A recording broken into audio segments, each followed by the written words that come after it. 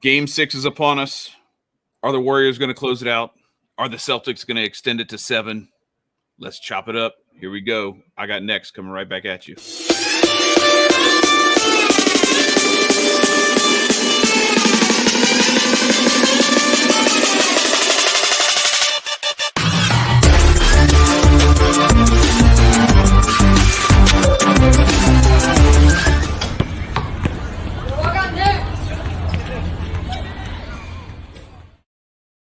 What's up, everybody? What's up, Ant? Yo, what's going on, man? You ready for Game 6? I am, man. I'm hoping for some. Yeah, man. I'm hoping for some better basketball. Yeah. I mean, this game's been okay to watch, but once it gets to like the fourth quarter, you pretty much know who's going to win. It's just kind of Well, have you noticed it's kind of been like whoever gets out to that early like goofy lead just ends up like no matter how it goes in between, they end up just pulling away at the end, and it's crazy how it always seems to happen in NBA finals where one team wins by 20, then the next team wins by 20, and it's just like I don't know what to predict. I do know this though. I am going to figure out what the best odds I can get for a Steph Curry over on threes made for tonight, because I'm going to bet regression to the mean, because 0 threes in Game 5 was pretty much unheard of. Yeah, I mean, that was the first time he had no threes in a game since I think it was 2018. So literally 4 years. That was an anomaly. I don't know. I think himself was probably thinking like what was going on, because I mean, most of them are contested, but he had some good looks that he typically makes. Yeah. But Boston did his thing, but they didn't need him to score because everybody else on the Warriors, my guy that I called the X Factor on the Warriors, Wiggins, had a tremendous game, even though he had no threes either. He had no threes either. Yeah, well, I know he missed that one from the corner, but I didn't know he didn't make any. I think he shot like 50% or like slightly under 50%, and all his misses were from three. Wow. I think he shot like over 80% from 2, which is crazy. Yeah, and he's hitting that mid range, those little turnarounds and stuff. What's up, Brody? Brody was good. But yeah, it's kind of wild. Steph, one of the things I was impressed by, so two things. First of all, is that they were able to win with him. What did he score, like 16 points or something like that? Similar to what, like when Jason Tatum had his stinker in Game 1, he only had like 12 points, and the Celtics won that game. And I was like, my son was like, he's like, after the game, he got kind of salty, and he's talking shit to Jason Tatum on the screen. He's like, yeah, you suck. You only scored 12 points. I was like, you should be terrified as a Warriors fan if he only scored 12 and y'all still lost. Like that's asking for it right there. But they came back and got it done. But the Warriors win in Game 5 with Steph having a very subpar game. But one of the things I was impressed by, this was the second thing, was that there were a couple of times where it looked like he forced, and then later in the fourth, you could see that he was tempted to force, and he pumped, and then he dished just to a cutter. And he was just because he has that tendency sometimes where he's so good and he only needs a small crease to get a shot off that he can force some shots when it's not there. And I was impressed by that he just said, you know what, let's get this shit to Game 6 with a 3-2 lead, and I won't worry about the fact that I haven't made a 3. He stopped. Yeah, I mean, as good as a shooter Steph Curry is, he's a better basketball player, if that makes sense. He's just not a shooter. He's one of the all-time greats. And he's proven that in this series. I think he has to win the chip to put him in that threshold with the all-time greats, but he's, right on the cusp of it. But he's a tremendous, basketball IQ. If he's off, like you said, when he's hot, he'll take those in-between shots where it's like, oh, it's kind of a crazy shot. But the other day, he really wasn't taking that because he wasn't making them. He was making the smarter passes, the hockey assist. He had a bunch of those. Yeah. He was making good winning basketball plays. And he's a superstar for a reason. He's willing to sacrifice, where a lot of other people in that situation were maybe 4 shots. Like I think we've seen Tatum force a bit of some stupid shots where Steph is like, you know what, I don't have it. He's willing to delegate. Other guys on the team step up. They were getting the ball to Wiggins, as I mentioned before. He was killing on the mid-range. He was hitting a lot of tough mid-range shots where he was kind of like drifting away to the basket, that nice little push floater that he has in his package. Whenever Wiggins attacks the rim hard, it causes a lot of trouble for the Celtics. You know, you only get so many fouls a game, and Wiggins is one of the most athletic people in the league. With the Warriors having so many shooters on the team, they can't really help. So when he's attacking the rim, they can't really help off him because they'll just kick it to Steph. They'll kick it to Clay. So it's pretty much one-on-one once he gets down there. And the NBA obviously has the defensive three and the key rule. So it's not like Al Horford could just stay under the rim and, you know, he has to be outside of the paint. Right. Once he's there, if he's clearing, you know, he's not the young Al Horford. But that's where Robert Williams comes in. Robert Williams has been playing tremendously. He's fighting that knee injury. He must be in a lot of pain because after one game, he needs these. He's lucky there's these 2 days of rest in between games. Facts. I think he's going to have a huge game tonight, and the Celtics need him to because whenever he's not in the game, they are terrible defensively. And I think I saw a statistic yesterday where he is the second highest player efficiency rating right behind Steph Curry in this series. Oh, wow. So it's like he's clearly the key to that team. I know you picked Grant Williams to be your X factor for the Celtics. It's not working out that way. He's kind of been a no show. I've been kind of pissed off, man. I mean, go ahead, defend your guy. No. I'm only going to defend the point that I made about him being the X factor. I think he is the reason. Not he is the reason, but I think him not being the positive X factor is a big part of why they're down 3-2 and not up 3-2, or maybe even already closed this thing out 4-1. Because his inability to really like get in Draymond's head. You saw like game one, I was like, oh shit, here we go. Like it's gonna happen, and Draymond might miss a game or something, you know. Like it looked like I was like, oh shit, here it's gonna happen, but it didn't. And so I can't defend him as a positive X factor for the Celtics. If anything, I would say kind of the opposite. But what I was gonna say about the what you were saying about Wiggins, when he attacks the rim, the Celtics are left with, like you said, they're left with either letting him go one-on-one or coming off of these shooters. But the other problem that it creates too is in their rotations, you've seen they end up leaving themselves really vulnerable to offensive rebounding when they get out of rotation. It's you're trying to mark up a shooter, and next thing you know, that shot comes off, and instead of people being in place and being able to block people out, they're out of position. They're coming over, to rotate, and somebody's coming, in the back door. It's usually, Draymond or maybe Kevon Looney. Looney's been cleaning up the boards, but that's what I've noticed too, is that it's not just the immediate scoring; it's the second chance points that they get. No, it's been really frustrating about this series, and it has nothing to do with basketball. It just has to do with the way they set these games up. Like there's way too much time in between these games, because honestly, I've been forgetting what has happened. Like I feel like game one was like a month ago, man. I know. Doesn't it feel like it's a month ago? I'm like, damn, what happened in that game? We did a preview. I think it was 2 weeks ago, a preview of this finals, and that was like, they've only played 5 games in 2 weeks. It's insane. It's crazy. Yeah, man. I mean, I get it. It's like, oh, let's give these guys enough rest because they're going to be fatigued. We want them at their best, but I don't know, man. Like, I've been more interested in hockey, and I don't even really watch hockey like that. Like, I've just been watching it because it's been on every other day. Where this is like a good series. It's dragged on, and then you listen to the other commentators, and they're like just having the same exact discussion for 3 days in a row. It's kind of frustrating, but there's nothing else. It is what it is for those 3 days. Well, that's what I'm saying. It's like, dude, finish the series in a week. You know what I'm saying? Right. You're getting on private airplanes. Yeah. There's no excuse for it to be stretched out this long, except for, I guess, the monetary value. But I don't know. I feel like they could have do a little bit of a better job. But that's besides the point. Back to Wiggins. Yeah. So just as far as a strategy standpoint, if you're attacking from the wing, a lot of times that defender in the corner is not going to help, because the corner three is the highest percentage shot in NBA basketball. That's the highest made shot out of 3-pointers. What's the shortest three? Exactly. So if you're being coached correctly, they teach you not to help. They don't even really teach you. Some coaches will teach you to hedge, but a lot of times at the pro level, they won't even teach you to help. They teach you to stay on the shooter.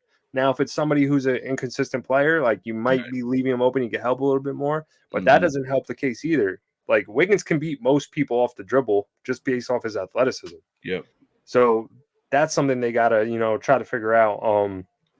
It's kind of alarming though that they were able to win this game without Steph being Steph, because at the beginning of the series, it's like, Steph is gonna have to like pull off some miracles in order for them to win this series. Yeah. And he was 40-point game. Yeah, exactly. Yeah. Like he was ridiculous some games. For most games, like yesterday was the previous game was the only game he really had off, I guess. But other than that, he's been spectacular. I think he's going to come back and, like you said, hit a bunch of threes. Clay, game 6, that's a real thing. Yeah. I don't go against the statistics. He's never, knock on wood, never had a bad game 6. You have to take this into perspective. He's even said it. Right. There, you could go on YouTube and look up a whole highlight tape of Clay game 6. Like he's unbelievable in game 6s. Yeah. With that being said, though, I think the Celtics are going to win this game. There's no way Jason Tatum has a 6th bad game in a row. Yeah. Like even last time he had 28 points, but they were, in my opinion, they really weren't like a solid 28 points. They're very inconsistent, broken 28 points. So I think he's going to have to get out to a good start. And the conspiracy theorist in me thinks that there's going to be some early calls on some of the Warriors' better defenders. I wouldn't be surprised if Wiggins got in foul trouble early. I wouldn't be surprised if Draymond Green got in foul trouble early. And nothing major, just 2 fouls in the first quarter. No, just quick touch fouls. That's all it has to be. A couple of Boston fouls in the first quarter. To a little 10-point lead, 8-point lead in the first quarter, and then 28-12 or something. Yeah. All right, so let's zoom out a little bit and let's take this.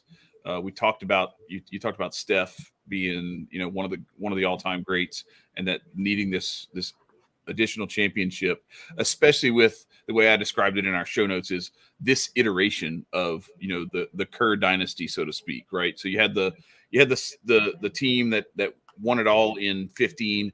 They had some injuries to the Cavs that helped them get there, but that was an unproven Warriors team at that point. Like they can't, that was still impressive, even though they got a little help. Then in 16, they win 73 games, but they blow a 3-1 lead. You had all the controversy and everything around that. Then they come back and they do it with KD for a couple of years. Okay. Then KD and Clay get hurt and they lose to the Raptors, and they haven't been back since. So now they're finally back in the finals, and they have a chance to do something that kind of stamps that legitimacy on that I don't know, that quartet of Steve Kerr at the helm, Steph, Clay, and Draymond. That's the core group that created this dynasty. So my question for you is,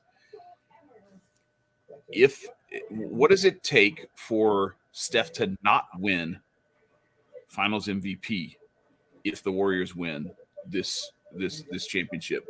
Is it a couple of bad games from Steph and Wiggins really puts it together and he gets like this weird sort of Andre Iguodala-esque look? You don't think there's a chance, right? The only way Wiggins will win Finals MVP is if in these next 2 games he scores 35 points every game. If you're watching these games, would have to fall off. You know that all the attention is on Steph. The offense runs through Steph. That is a well-known fact. The only way that Wiggins can win MVP, like I said, if Steph, like you just said, if Steph has a terrible game and then Wiggins goes off and scores like 35, 40, which I don't think is going to happen. He's only averaging, I think in the series right now, like 20 points a game. Yeah. 2022 something. So is he going to have 2 like anomalies? Like I just don't see that happening. Trisha said Steph would have to not play. Yeah, Steph would have to. I don't know. Even then, he might still get it. I don't know. I just can't see. I can't see them winning and him not playing well again. Right. Like Boston didn't play good the other day. No, Boston is beating themselves, man. Like Trisha said, they turn the ball over too much. Tatum has like 18 turnovers in this series. That's ridiculous for first team All NBA. Yeah. This is like when Durant was turning the ball over in the Celtics and Nets series, we were like, what is going on? Like when you're watching Tatum this series, you're like, dude, what is going on? He was first team All NBA. That means he was a top 5 player in the NBA this season. A top 5 player in the NBA this season should not be turning the ball over that much. So that's why I'm like, there's no way he's going to have another bad game tonight. I think he's having a great game tonight. I really believe that. And I think you're going to see some calls go in his favor. But he has to close out in the fourth quarter. He hasn't been good in clutch time. Like, he has to step up in the fourth quarter. And I think he will tonight. That's just a hunch. That's just a gut feeling. They've been really, like, Boston this entire playoffs run, all the way to back to the Nets series, have been very up and down. Like, they've played the weirdest series. The Nets, even though they swept them, the first 2 games, they probably should have lost. Should have lost, yeah. They won on the buzzer beater, and then the next game, the Nets just like had... Yeah, didn't they have like that 3-point? They had like a 3. Marcus Smart. The Nets were up 17 at one point. Yeah. That too. And then they had the weird 3-pointer. Yeah. And the Nets they were up 4 and had the worst 2 possessions I've ever seen in basketball. Yeah. So it was just bad basketball on the Nets' parts. But the Celtics this week, the next 2 games, even the next 2 games were close games. Right. Then the next series, who they play? The Bucks. Yeah, the Bucks. That was the most up and down series, back and forth. They kept losing at home and then winning at the road. That's what I was going to say. We talked about it. That was the series where they were. I think the road team was 5-2 in that series. It was ridiculous. So it was like, what is going on? And then in the Heat series, like everybody thought the Heat had that locked, and then all of a sudden they come back. So the Celtics this playoffs, for lack of better words, have just been weird. They've been very weird. Yeah. So tonight is a night for them to get weird and get a W. So I think they're going to play well. I think they're going to step it up. I'm hoping it's a good game. Like, it has to be a good game. And I think the NBA wants this to go 7. Yeah. Today's Thursday. So when's the game going to be? Sunday? Sunday, yeah. So they're going to have all day tomorrow on the radio to talk about it, all day on Saturday to talk about it, all day on Sunday. They're going to put it prime time on Sunday. Everybody's going to be relaxing, drinking some beers. Exactly. So I think this is going to go 7. Yeah. I can't disagree. Yeah, I can't disagree. And as far as like my little side bets go, I'm fine either way, because I think I have I win 75 if the Celtics come back and win this series, and I win like 210 if the Warriors win in 7, but I win like 85 if the Warriors win tonight. So yeah, so you hedged either way. I'm kind of covered. A smart way to go, man. I covered it. Well, what it was like I bet the Warriors to win, to beat the Celtics. I picked Warriors over Celtics back before this series was even. I think it was like Dallas was still playing Phoenix or something. It's a while back. Yeah. And so that was my pick there. And then once the series was determined, then I was like, all right, Warriors in 7. Then that kind of gave it like this little extra bit of juice, where that's what I really expected it was going to happen. And then once the Warriors won game 4, I think, when they won game 4, I was like, okay, I'm going to pick the Celtics to win in 6. And then I'm just going to pick the Celtics to win outright, period. And then, so the Celtics didn't win in 6. So I lost that like $20 or whatever. So all in all, like, I have about $75 in, and I'll break even. I mean, my first, my pick was Celtics in 6 or Warriors in 7. So I mean, that's the Celtics are out the window, but right. I mean, they could still win in 7. But if it goes back to Golden State, even though that means Boston's going to win, I don't see them winning in Golden State. Like, let's be real. That's gonna be tough. But I didn't see. I just want good basketball, bro. I just want to see. I want tonight to come down to the buzzer. I hope it's like 110, 111, like with like 4 seconds left, and the Celtics have the ball or the Warriors have the ball. Like, I just want to see good basketball. I'm sick of it being like 3 minutes left in the fourth quarter and the starters on the bench. 17. I'm just like. Right. I don't want to see Jonathan Kuminga. Good, but it's just like, man, there's been no classics. Like, none of these games are going to be on NBA classics. Like, we need those type of games. Yeah, exactly. Well, and I think also, if you look at, you were saying like you don't see them winning in San Fran, like the Celtics winning in San Fran, and I was going to say, well, I didn't expect the Cavs to win in Oakland, 5 years ago. Either. I expected that win, but because they had all the momentum at that point. I mean, They yeah, I came down guess. from 3-1, bro. This is different. This is just the Celtics being stupid. Well, not only that, but also back in that series in 2016, the Warriors had won 73 games that year. I think they kind of thought their shit didn't stink, and that's why they got themselves in the trouble that they got themselves into. And then I kind of think on a certain level, at that point, they maybe thought that it was just kind of destiny that they were going to win Game 7 at home. And Steph made, if you remember, Steph made like a behind the back pass. They threw the ball straight out of bounds. There was some really dumb shit that happened at the end of the game. Clay was wide open in the quarter. He tried to throw behind the back pass to him, which is regular. Like he does that on the regular, but in a close, in a Game 7 of the finals, it's got to be like everything got to be on point, or you're going to blow it. People always get mad at him and I get it. It's not a fundamental pass, but they have that chemistry. Like they do that all the time. Right. But you're right. It's not the time and place for a flashy behind the back pass. Like you probably should have threw it with 2 hands. My son's coach would be like screaming. That game was terrible though. The last 5 minutes. Oh yeah. Remember there was no offense. Yeah, it was like 92-93 or whatever the score was until Kyrie hit that shot. Everybody was like, somebody hit it, and then the block, and then it was like, whoa. Yeah, but like for like 5 minutes, there was a 0-0 run. Everybody was like, like I remember I was standing up. I was like, I was standing up. I was about 3 feet away from the TV. I feel like the entire basketball community in the United States was just like, what the hell is going on right now? Yeah. So this year, though, 2 things. I think number one, that's a much more experienced team. I think that they've fought through so much stuff that they don't have that sort of entitlement mentality. And the other thing, which is probably more important than any of that, is that already happened. The fact that happened in 2016, I don't see it happening. I hate to say it, Trisha, but I don't see him coming back and winning this series. They might win tonight. Steph Curry was 27 or 28. 27. Now he just turned 34. Right. Like in basketball years, that's a lot of experience, and his confidence is he literally has the best shooting record. Like he's in an untouchable mode right now. He said it the other day, like, I feel like I'm at the best. I'm in my prime. So his confidence is not going anywhere. And he's a shooter. He could probably play till he's 40, man, maybe longer. Well, we'll see. But I think you kind of saw some of that in Game 4 when, I mean, look, let's face it. The Celtics had a chance to go up 3-1 at home. And at that point, it might be over. They blew that game, bro. They blew that game. But I think if you looked at that bench, I think that Steph, Clay, Steve Kerr, Draymond, I think they're just like, yeah, we got this. We know what to do. We know when you've played a million basketball games and you've been in that situation. All the guys on Golden State have all the experience. Yeah. These Boston guys are young. They're in their young 20s, man.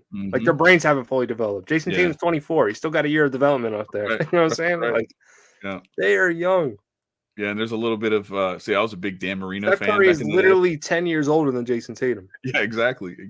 But when Marino went to his first and only Super Bowl in 1984, there was a lot of like, oh yeah, he's gonna be back. And they even did like commercials with him and Joe Montana, like, see you here again, and all this kind of stuff. And it's like, no, not really.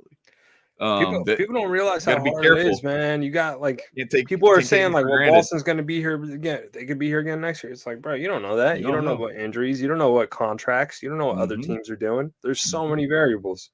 If you have a core 3, which I mean, Boston could very well be back here next year, but they're going to have to go through a lot of competition. The East is stacked. Yeah. Yep.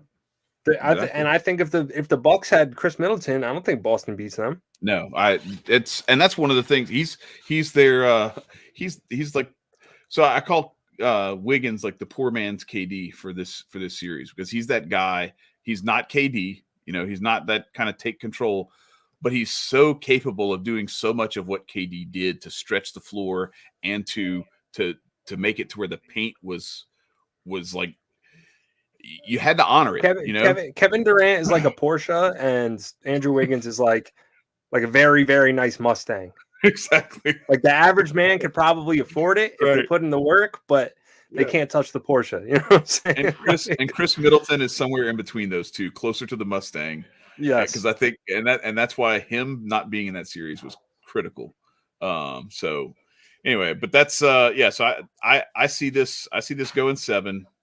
I think it's possible that the Warriors could close it out tonight, but I'm with you. I think, both the conspiracy theorist in me and also, like, I think the pride of this Celtics roster, I think they're gonna come out and play probably their best game in this series tonight. And talent wise, the Celtics have better players. Yeah. They just haven't played well. Like Tatum has not played well, man. Mm-hmm. There's no way he could play bad again. Like, there's no way. There's no way. I don't know, man. It's I've seen crazier things before, but I mean, tend to. I mean, he could pull LeBron. LeBron played terrible in the 2011 Mavericks series, where like literally every game you were like, dude, like, would you lose your superpowers like in a Space Jam? Yeah. But I don't know, man. Like, Tatum had a decent game last game, but it wasn't Tatum-esque. Like, they were all forced. They weren't clean buckets, in my opinion. But who am I?